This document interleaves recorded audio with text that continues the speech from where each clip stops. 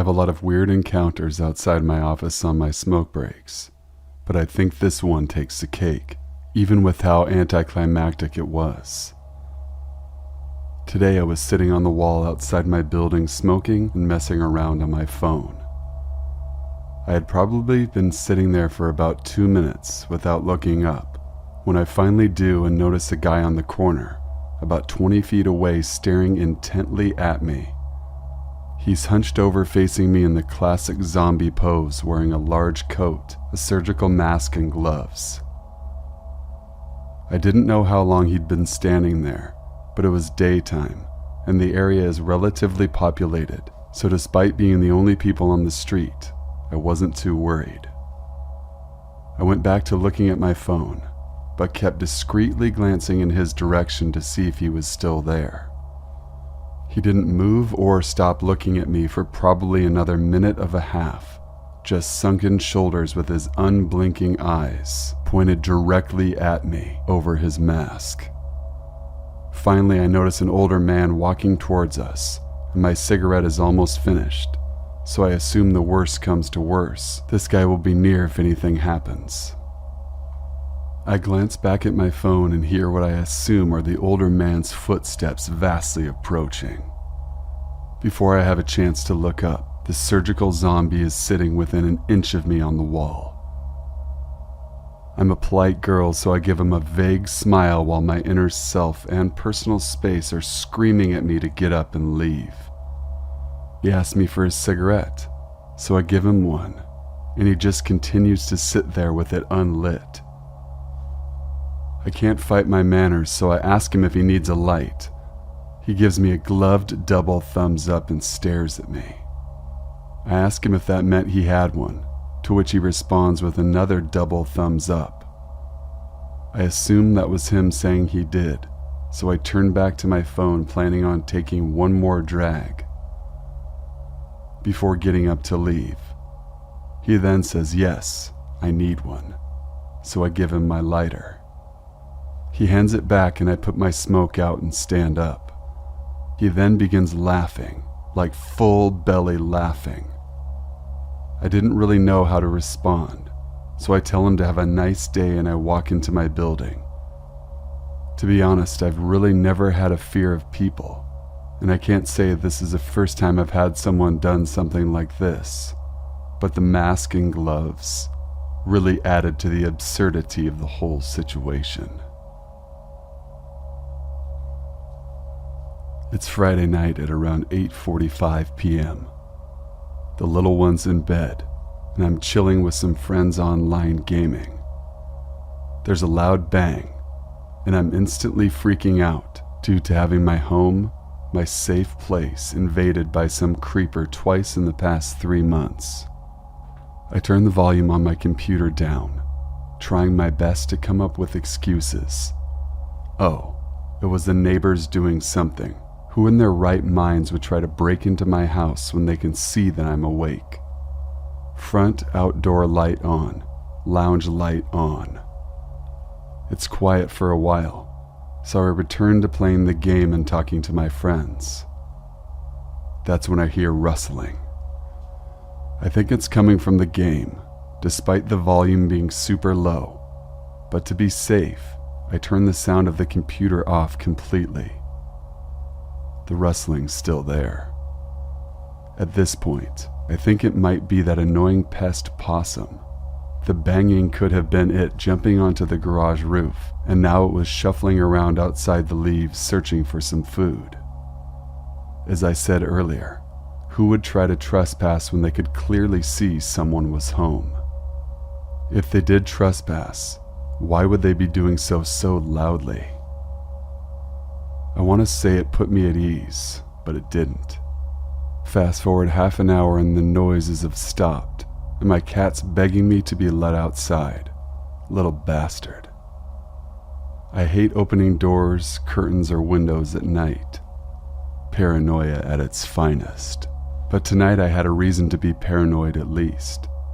I kept the chain lock on the door and let the little fat fuzzball squeeze out, and had a bit of a peek through the crack, seeing if anything was amiss on my front lawn. Nothing out of the ordinary, so I lock the door and head back to the lounge. 5 minutes later, someone tries the door handle. Finding it locked, I hear a laugh and they start scratching on the glass as I frantically grab my phone and call the police. Whoever it was left by the time they answered the phone, and police couldn't find evidence that anyone had been on my property.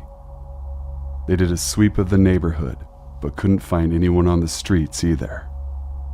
Whoever you are, I'd say let's not meet, but I'm pretty sure you're the same person who came the other 2 times, and I'm fairly certain that that person is my ex.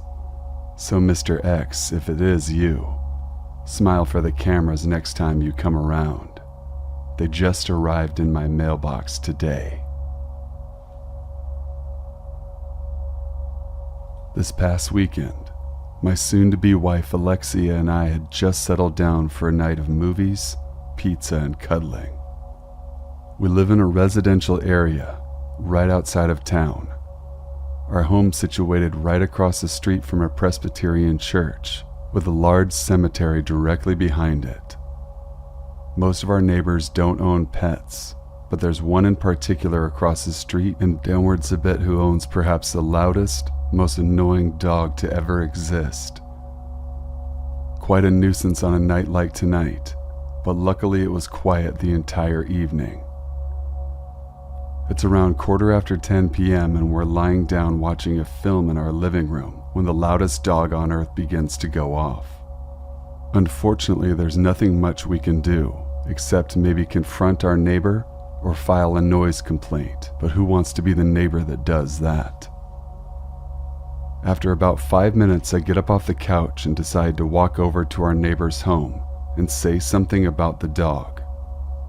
As I headed outside and made it to their driveway, unfortunately, I noticed that the neighbor wasn't home. Their only car was gone. I decided anyway to walk up to the door and ring the bell.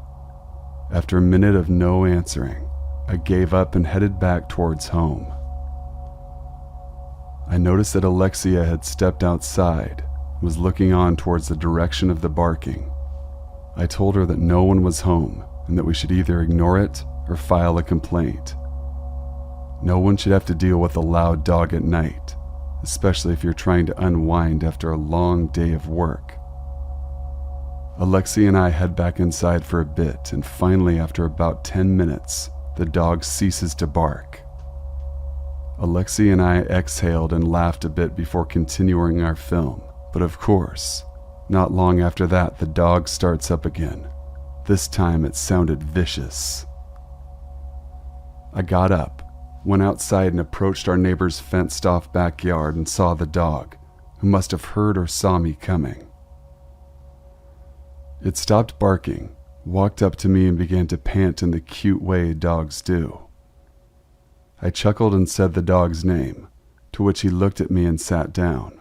Such a good animal, even if he's so loud.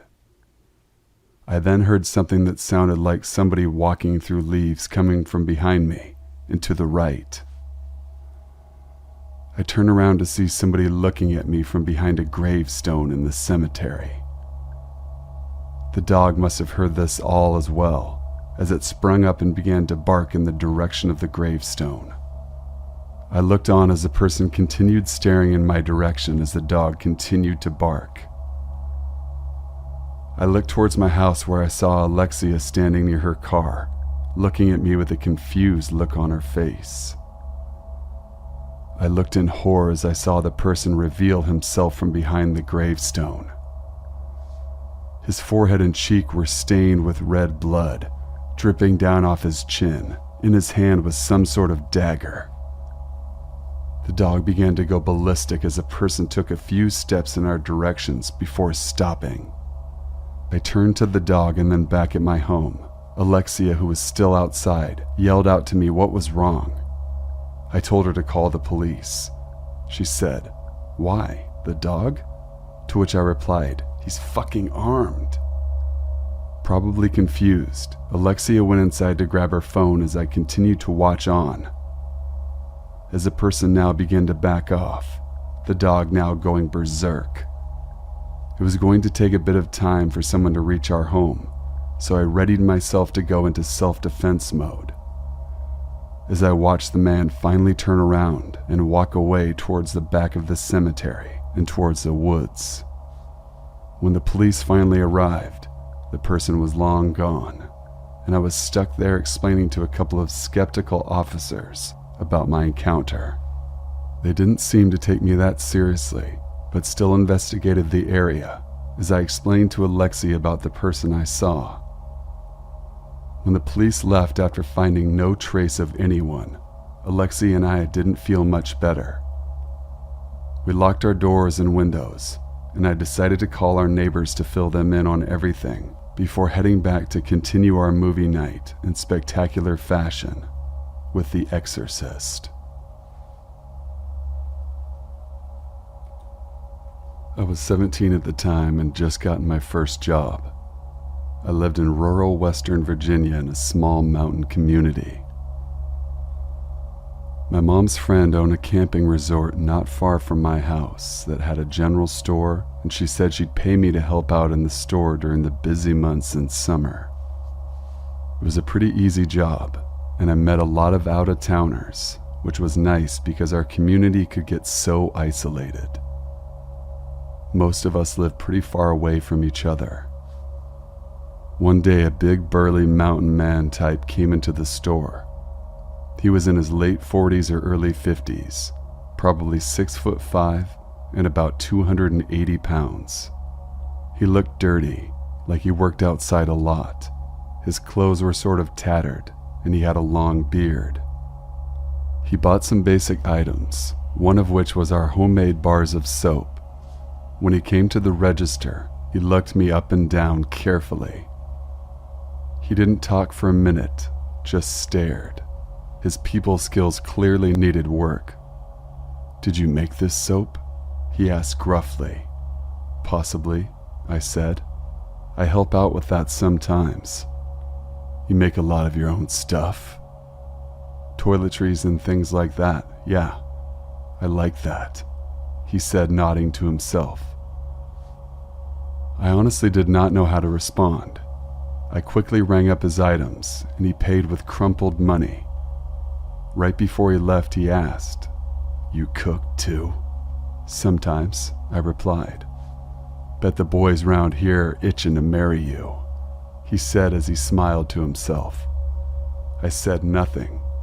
I was puzzled as to what I said that stood out as wife material. I told Krista, who was my boss, about the bizarre encounter, and she laughed it off. So did my family and friends. But then, mountain men started turning up more often. We chatted a little bit here and there, and I found out he had a cabin in the woods he claimed he built with his bare hands. He said he hunted and lived off the land, other than the things he bought at this store. Over time, our chatter escalated, with him making comments about how nice it would be to have a woman like me around, who could make those things and cook his kills. One time, he even said I had the burthen hips that men lust after.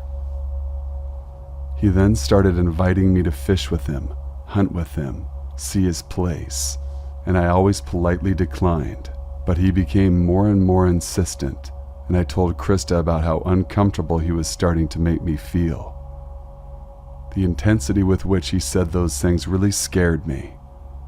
She said that when he came in, go get her and she would ring him up. Thanks to her, I started speaking to him less, and I thought I wouldn't have to deal with him anymore. But one night, I was closing up and it was late, around 10 p.m. Krista had left about an hour before, and I was leaving by myself. The only two cars in front of the store were an old blue pickup and mine. I was immediately alarmed because I knew Mountain Man drove a blue pickup, but I didn't see him in the lot, just his car. So I walked quickly to my car and checked the back seat before I started it up. But then when I first turned the key in the ignition, I got nothing but sputters. I tried several more times and got scared quickly. Of all nights, why is this happening tonight? I remember asking myself angrily. Just as I was reaching for my phone to call for help, there was a loud pounding on the driver's side window. I'm shocked that I didn't pee myself. I didn't even want to look because I knew it was him, but I did, and my suspicions were confirmed. He smiled a big grin at me, showing me exactly which teeth were missing. "Need some help?" he said loudly through the window. I shook my head furiously. "My dad is on his way," I said, hoping to scare him off. I hadn't spoke to my dad in years. Mountain Man laughed. "No, he's not. Open the door." The hairs on my neck stood up straight. How did he know I was bluffing? "No," I said firmly. "Leave me alone." Suddenly he looked angry. He pulled the handle, but I had locked all the doors when I first got inside. He kept furiously pulling the handle and started pounding on the window. "Leave now or I'm calling the police," I screamed at him. He clearly wasn't getting the message, so I pulled my phone out and dialed 911. I must have sounded hysterical to the dispatcher, and I knew she could hear him pounding. She said she would have officers out ASAP, but out here, that could take a while. "The cops are on their way. Leave now," I screamed at Mountain Man, who didn't seem to let it detour him. But after a few more minutes of pounding, he suddenly stopped and walked back to his truck.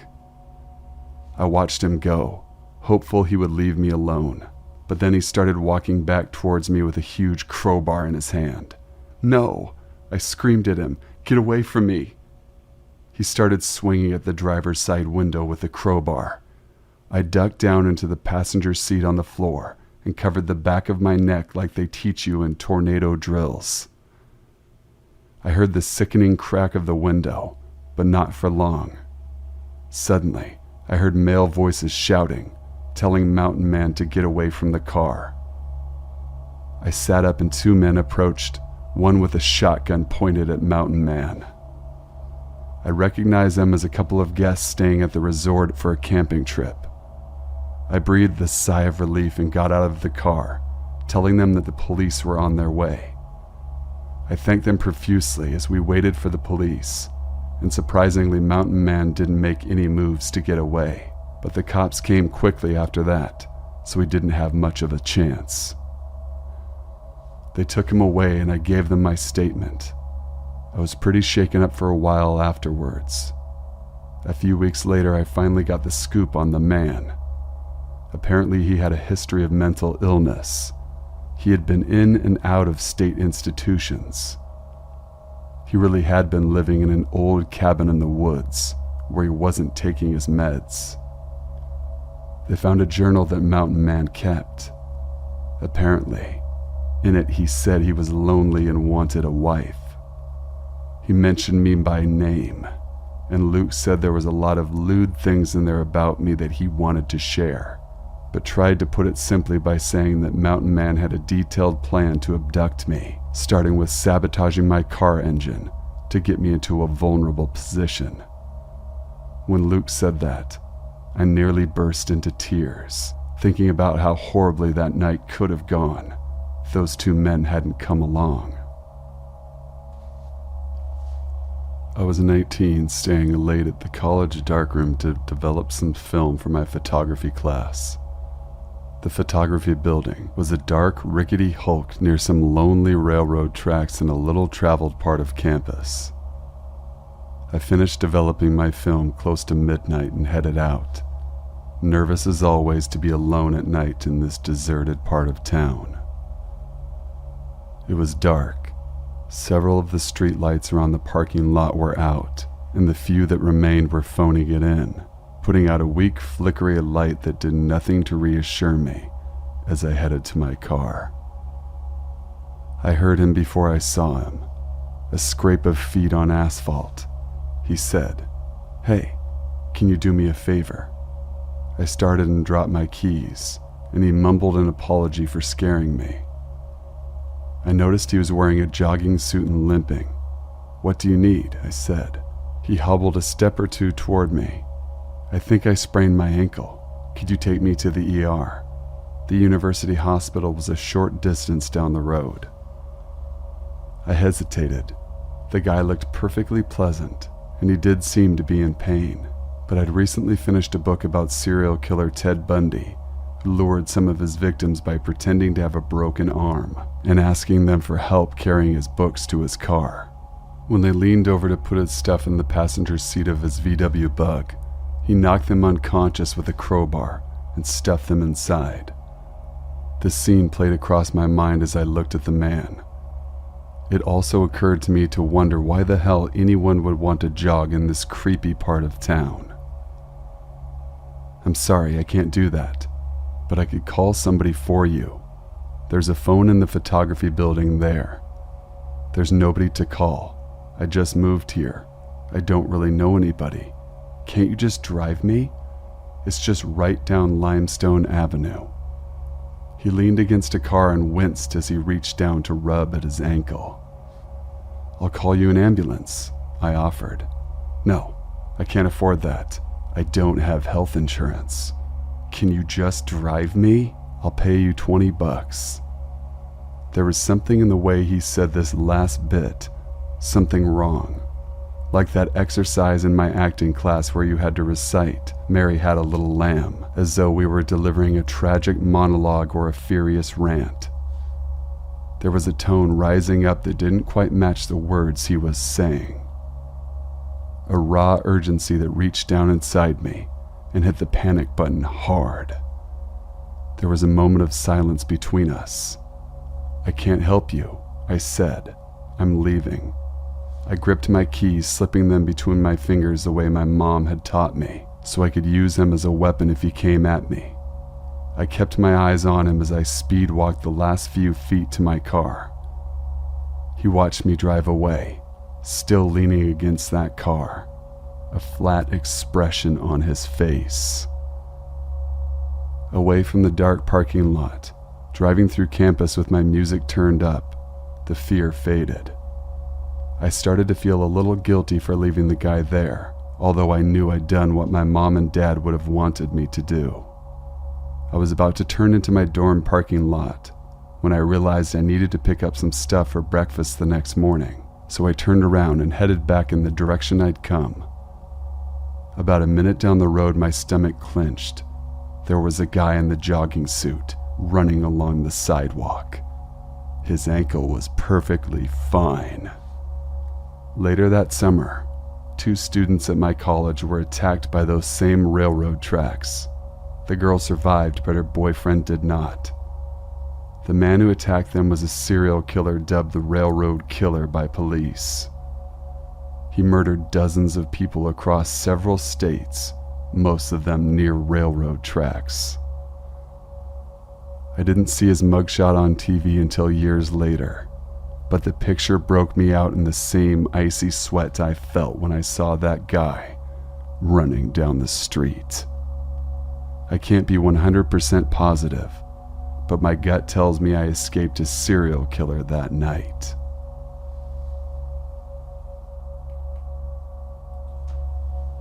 To give some context, I'm a 20-year-old female and live in a city that is mostly safe, so stuff like this doesn't usually happen, and that is why I could never have imagined what happened next. I live in an apartment complex in front of which is a bar. From the bar there is a main street going down, and at the end of it there's an orange house with some golden lion statues on the fence. Next to the orange house is a back street connected to the main one, and in front of the house, on the opposite sidewalk, there's a tree with a bench underneath. Now, I always enjoy going out when it's dark outside. Not too dark and late, usually between 10 and 11 p.m., because it's very quiet and it relaxes me. So, I exit the apartment complex. I'm going to smoke a cigarette on the bench under the tree, like I do almost every evening. Upon my arrival, I see a car parked slightly down from the orange house, and a man sitting in the front seat. He was talking on the phone, looking kinda nervous, occasionally looking in my direction. Okay, no red flags for now. I continued smoking my cigarette, and after a few minutes the man exits the car. He gave me a very odd look, went to open the passenger door, and as he was searching for something, mind you, he looked back at me pretty often while searching, I could hear some metallic sounds like he was going through a toolbox. I became more aware of the situation, and I got up, even if I didn't finish my cigarette, and started heading back to the complex. I was walking fast enough to put some distance between me and the man, but not too fast to let him know that I was scared and onto him. In the distance, I could hear him talking on the phone again, but this time he seemed very angry, so I picked up the pace. As I looked back at him to see if he was following me, I saw him next to his car holding something in his hand, which looked like a hammer, but I couldn't make it very clearly because I only had a short glance. I was almost at the apartment complex when I heard fast thumping, indicating that now he was running after me. I noped the hell out of there and ran into the apartment complex, making sure the door was locked. I went to the first floor and hid there to see if he followed me, and I waited. After 5 minutes or so, I see his car coming in front of the complex. He stopped the car, looked around and into the complex for a few minutes, still talking on the phone, very angry. After said few minutes, one of my neighbors was heading down the stairs and asked me what I was doing there, since my apartment was on the 3rd floor. I told him that the man in the car outside was following me, and he went to confront him, but as he was exiting the building, the man in the car saw him and sped up. I never saw the man or that car again, and I hope I never do. So creepy man with a hammer, let's not meet again. Thank you guys for watching and listening. Please be sure to leave a like, comment, share, and subscribe for future content. Email your true scary stories to thesinfulsavant@gmail.com. I will leave a link to my email in the description box below as well. Until we meet again, stay sinful.